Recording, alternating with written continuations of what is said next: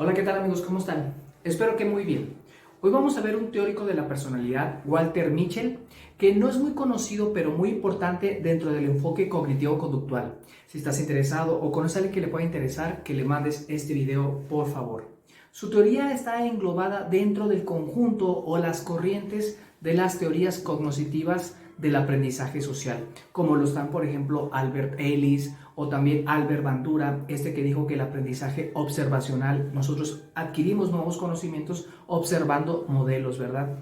Bueno, pues Walter Mischel está integrado dentro de estas teorías cognitivas sociales. Primeramente vamos a hablar de su biografía para posteriormente adentrarnos a su teoría. Él nace en 1930 en Viena, Austria, igual como Sigmund Papa Freud, ¿verdad? Pero en un ambiente en donde crecía, obviamente, pues el Partido Nacional Socialista, no voy a decir su nombre, ¿verdad? Entonces su familia emigra junto con mucha gente europea hacia Manhattan, Nueva York, donde de hecho llega a morir ahí mismo en el 2018, es decir, hace 3 años. Y bueno, pues él primeramente se hizo trabajador social trabajando para delincuentes juveniles, estudió en la City College para posteriormente hacer estudios de psicología. ¿De qué trata sus estudios que son muy importantes para tomarlos en cuenta? Primeramente hay que decir que él hace un análisis de cómo la cognición, cómo la interpretación, cómo nuestra percepción influye en nuestros pensamientos y en nuestras conductas, ¿verdad? Entonces, por eso mismo, él se cataloga dentro de las teorías cognitivas sociales o también llamadas del aprendizaje social.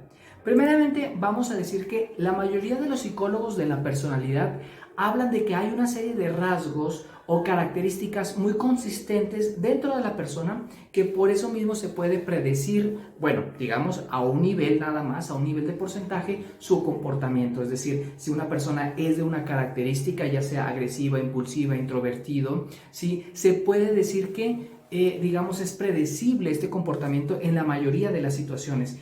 Pero la investigación científica ha demostrado que esto no es consistente, que no siempre se da así. De hecho, esto se le llama la paradoja de la consistencia. De hecho, es que la intuición nos dice que una persona siempre se va a comportar de una manera, ¿no? Que si yo digo algo, por ejemplo, yo como maestro pregunto algo al alumnado, siempre van a responder los de siempre.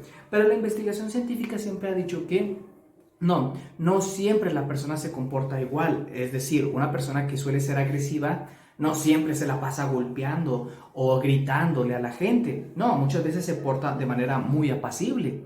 Esto es un poquito contradictorio, ¿no creen? O que una persona que es servicial siempre va a actuar ayudando a los demás, cuando muchas veces se ha demostrado que no siempre se actúa de esa manera, sino que más bien son el contexto situacional el que va a determinar el comportamiento, específicamente las recompensas o los castigos. Los reforzadores positivos y los reforzadores negativos son los que más van a determinar su comportamiento, ¿verdad? Es decir, si una persona, digamos, no se le va a castigar su agresividad, va a tener muchas más posibilidades de actuar de esta manera. Si una persona, digamos, se le va a premiar ser más altruista, obviamente las posibilidades se van a ampliar, van a aumentar debido a que va a obtener una consecuencia. Ahora bien, no descartar los rasgos, pues estos son resúmenes de observaciones de las conductas múltiples que puede tener una persona y tiene cierta utilidad descriptiva para las características sobresalientes. Esto nos ayuda a entender un poquito el comportamiento y sobre todo a describirlo. El problema de los rasgos es que tiende a sobresimplificar el comportamiento y a generalizarlo y producir ciertas inferencias, algunas veces arbitrarias. Es decir, que un niño puede ser agresivo ante cierta determinada de situaciones, no siempre, como lo vengo diciendo, o una persona puede ser, digamos, más participativa a nivel social, pero no siempre, solamente en determinadas situaciones. Entonces, lo que hay que tomar en cuenta, y Walter Mischel lo dice, es que hay ciertas condiciones internas y externas para que la persona produzca una serie de conductas determinadas. Por ejemplo, condiciones internas es cuando el paciente se siente a nivel de ánimo estable, se siente inestable, se siente enojado, se siente frustrado. y a la vez una condición interpersonal es que se sienta amenazado o se sienta criticado. Esto lo va a llevar ahora sí a tener un comportamiento ahora sí agresivo. Entonces hay condiciones situacionales externas y hay condiciones internas, por lo cual una persona, por ejemplo, puede llegar a la escuela un tanto frustrado y por eso en ese momento no participa cuando otros días sí. O en ese momento viene de su casa y viene peleando con alguno de sus padres y por eso en la escuela se mostró un tanto agresivo. Por eso Walter Mitchell toma en cuenta que la situación contextual, la situación ambiental juega un papel muy importante en la actitud o más bien en cómo se exterioriza la personalidad, ¿no? Entonces, hay que decirlo, entonces, ¿cómo le hacemos pues para entender esta situación de los términos, de los rasgos, ¿no? Cuando nosotros describimos a las personas y nos describimos a nosotros mismos, eso Walter Mitchell se refiere a un constructo personal. Los constructos personales nos ayudan a describir a las personas y nos ayudan a describirnos a nosotros, sobre todo para que podamos clasificar. Un vendedor, por ejemplo, tiene que clasificar o, digamos, hacer perfiles de las personas que potencialmente pues, le pueden comprar sus productos. Si no, pues imagínense, se perdería muchísimo tiempo, ¿no? Y de hecho hay vendedores muy hábiles para eso. Ahora bien, los constructos personales que ayudan a describirnos a nosotros mismos, esto se llama un autosistema, que incluye una serie de pensamientos, actitudes que tenemos hacia nosotros mismos. Si yo te pregunto a ti, ¿cómo eres? Seguramente me vas a dar una serie de características que según tú tienen cierta consistencia, aunque no siempre actúes así. Si tú te dices a ti mismo que eres alegre, por supuesto que no siempre eres alegre. Si tú te dices a ti mismo que eres, digamos, poco inteligente a nivel social, no siempre actúas así. Muchas veces eres capaz de hablarle a esa persona, pero ese autosistema, ese constructo personal para ti mismo, obviamente es importante para tu propia identificación y para que a partir de ahí puedas mejorar, en este caso, pues algunas situaciones sociales, sobre cómo hablarle a la gente, sobre cómo poder, digamos, tener una mayor iniciativa a nivel social. Entonces, aquí estamos hablando de ciertas estrategias de codificación, es decir, estrategias de cómo entendemos los estímulos externos y entendemos los estímulos internos. Entonces, recordar que para el aprendizaje no nada más es importante, digamos, tener en cuenta los estímulos que tenemos del ambiente, sino también las interpretaciones que tenemos a esos estímulos, es decir, cómo percibimos, cómo entendemos, qué pensamos del amigo, qué pensamos de los compañeros, qué pensamos de mi jefe de trabajo, qué pensamos de nuestros padres, qué pensamos acerca de las sustancias prohibidas, ¿no? Entonces, todo eso forma parte de nuestra vida y nos determina nuestro comportamiento.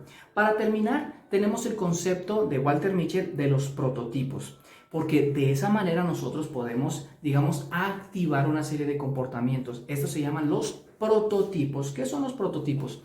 Bueno, hay que decir que la persona, insisto, busca una consistencia, a pesar de que la persona no sea 100% alegre o que una situación no sea 100% negativa, la persona busca una serie de prototipos para poderse ayudar, para poder entender el mundo que le rodea, a partir de una serie de estímulos que se asemejan, que se asimilan. Los prototipos entonces son un ejemplo típico de una categoría. Por ejemplo, si yo les digo perro, tal vez se les venga a la imagen pues un labrador o un perro muy común, ¿no? Un perro, por ejemplo, a mí se me vino a la mente, sí, un perro pastor alemán, ¿no? Tengo una perra que es parecida, ¿verdad? A los pastores alemanes, ¿verdad? Pero porque son prototípicos. Pero si, ¿quién se imaginó, por ejemplo, un galgo? ¿O quién se imaginó un siberiano? De esos muy enormemente peludos. No son los San Bernardos. Es raro porque no son prototípicos. Por eso mismo nosotros de ahí podemos entender cómo una persona puede tener incluso dos tipos de prototipos, extrovertido e introvertido. Extrovertido, aquella persona que toma iniciativas sociales, e introvertido, aquella persona que pues no suele hablar de manera con una iniciativa importante, ¿verdad? Pero esto nos ayuda a entender el mundo, ¿verdad? Entonces, para Walter Mitchell, obviamente los rasgos nada más nos ayudan a nivel descriptivo, ¿no? Y nos puede ayudar que cómo entendemos el mundo, pero sin embargo, muchas veces actuamos en base a la recompensa y castigo y sobre todo a la interpretación que le damos a los estímulos. Es decir, por ejemplo, nosotros pensamos que vamos a tener un castigo de esa manera y actuamos en consecuencia, aunque no tengamos ese castigo, sí, aunque ese castigo sea nada más simbólico o lo tengamos dentro de nuestra mente, igualmente dentro de las recompensas, ¿verdad? ¿Qué les parece? Este es un breve resumen nada más. Walter Mitchell habla de muchos más conceptos, por supuesto, pero espero haberte aportado, ¿verdad? Es una teoría muy importante que hay que tomarla en cuenta.